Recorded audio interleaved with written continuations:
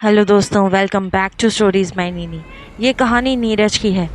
नीरज मुंबई के अपने अपार्टमेंट में अकेला रहता था और ये घटना उसके साथ बरसात के महीने में एक रात को घटी।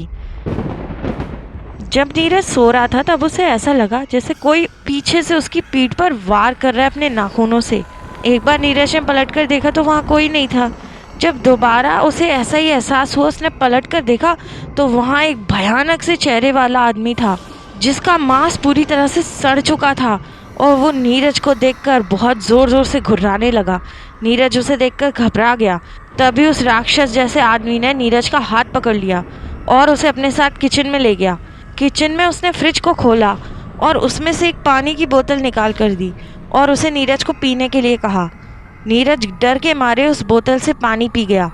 उसके बाद नीरज को थोड़ी थोड़ी बेहोशी सी होने लगी। फिर वो दानव नीरज का हाथ पकड़ के उसे उसके घर के बाहर ले जाने लगा। लेकिन तभी नीरज के पैर अचानक से जम गए। उसे कुछ अजीब से डर का एहसास हुआ और उसे ऐसा लगा कि वो अपने कदम नहीं उठा पा रहा है।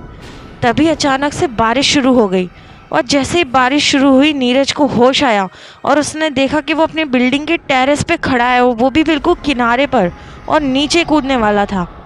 और वो दानव वानव सब वहाँ से गायब हो चुके थे। वो ये उसके घर का गेट नहीं था।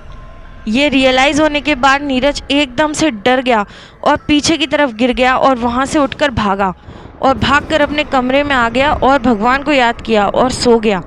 आज तक नीरज को समझ नहीं आता कि वो अपनी बिल्डिंग के टेरेस पर कैसे पहुंचा और क्या वहाँ सचमुच कोई दानव था या ये सिर्फ उसका भ्रम था। तो ये थी आज की horror story. Thank you for listening.